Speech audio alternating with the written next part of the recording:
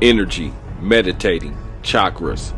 A lot of people are getting into New Age spirituality, which some people call it a cover-up for the occult and Satanism, even claim that it is the one world religion that will come with the New World Order. Is New Age spirituality satanic, or is it just misunderstood? Today, on Mysteries of the Universe, we will be taking a deeper look into the new spiritual movement to discover its true origins, purpose, and hidden meanings. My name is Devin Worlds, and this is the New Age. What if you could travel the universe, visit other worlds, become friends with the alien being, and even speak to a higher version of yourself that can help you answer some of life's most puzzling questions? Would you? What if I told you this was all possible just by meditating?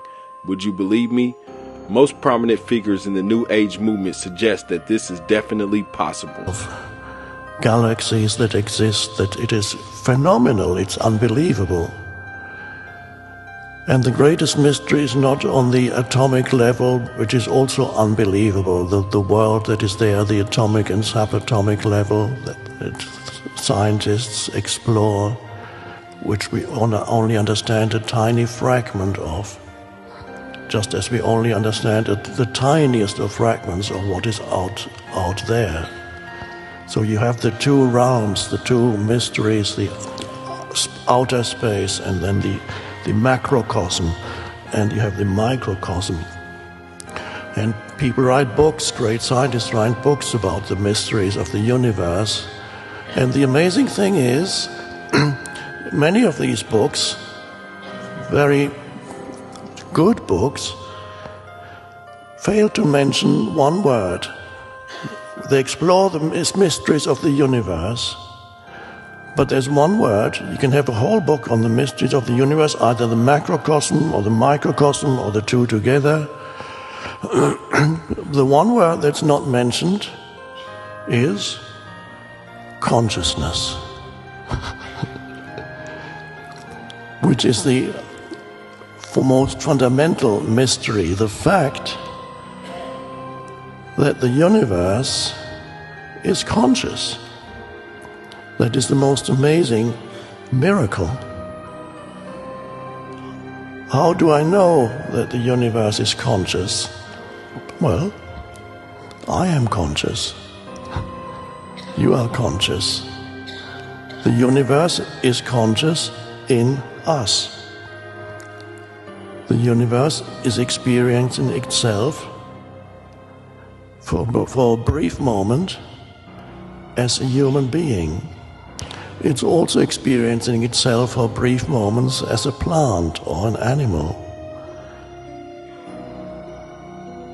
And that's an amazing thing. Now, scientists are probably never going to figure out what consciousness is. If it's even possible to figure out what consciousness is, because science is concerned with looking out there. You can either look out into outer space or you look into the innermost of matter. But what scientists don't look at is their own consciousness, which is the universe looking at itself. So what is New Age spirituality?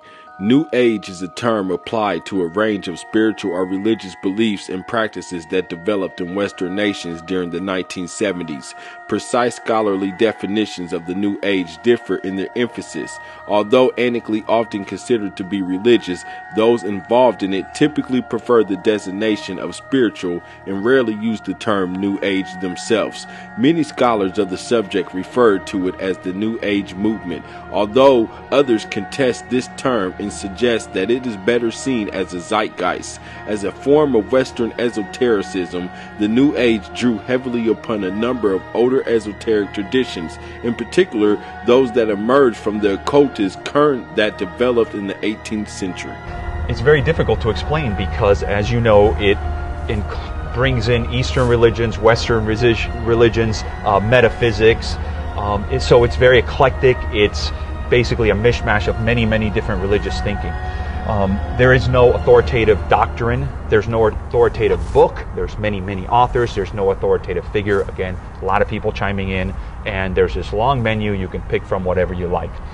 Now, That said, there is three principles that do seem to stream through all of them.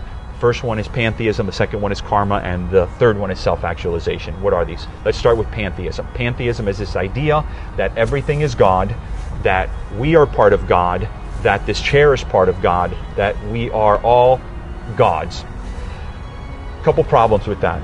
First one is, if in fact everything is God, then God is evil, because we know there's a lot of evil in the world. They explain this away by saying that evil is just an illusion.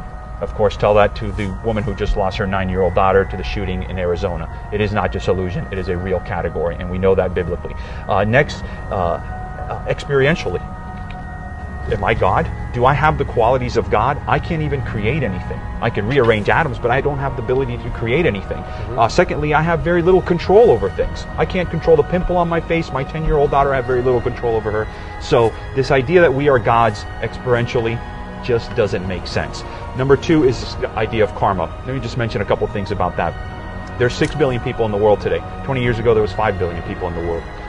What are you working off in your first life? In other words, this is the idea that we are trying to be a better and work off our bad karma. On your first life, what are you working off? I don't know. They can't answer that question. It just doesn't make sense. And then there's this question of, how much do I owe? If I'm in this cycle of karma, birth and rebirth, when I go to my bank to check my statement, they tell me how much I owe the bank and what my interest is. In this particular case, we have no idea where we stand at any given time. So it's problematic. Finally, self-actualization. That is this idea that my morals, my reality, my truth is within, not without. I look internally for truth. Now, Western tradition, morality has always been something outside that restrains our inclinations, our self-destruction. That morals are outside and we follow those morals and it restrains us. Absolute truth. Correct. In this particular case, I can invent my own truth. What happens when you invent your own truth? What any logical person would think, it leads you down the path of self-gratification and self-destruction. So, a couple of issues there, a couple of problems with it.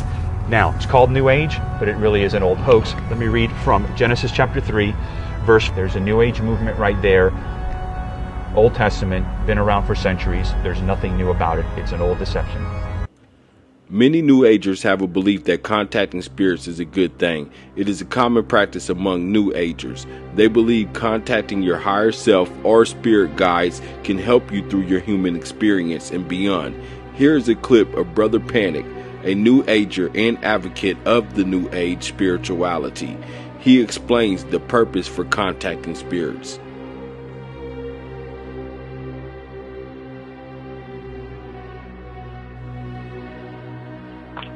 Well, I mean, you know, there's no one way to put it, but I guess in this context, one of the most, some of the most progress I've made is actually making contact with the spirit world in all forms. I've done everything except have a goddamn seance.